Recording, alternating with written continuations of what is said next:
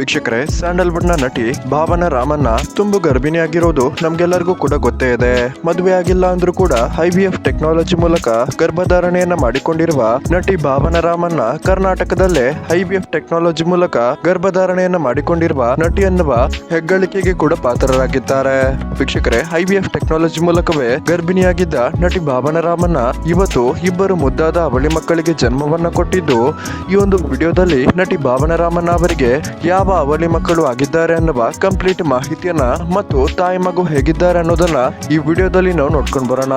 ಅದಕ್ಕಿಂತ ಮುಂಚೆ ವೀಕ್ಷಕರೇ, ಯಾರೆಲ್ಲ ಅವಳಿ ಮಕ್ಕಳಾಗಿರುವ ನಟಿ ಭಾವನಾ ರಾಮಣ್ಣ ಅವರಿಗೆ ಶುಭ ಹಾರೈಸುತ್ತೀರಾ, ಈ ವಿಡಿಯೋಗೊಂದು ಲೈಕ್ ಮಾಡಿ ಮತ್ತು ನಿಮ್ಮ ಒಂದು ಶುಭ ಹಾರೈಕೆಯನ್ನ ಕಮೆಂಟ್ ಮಾಡೋದನ್ನ ಮರಿಬೇಡಿ.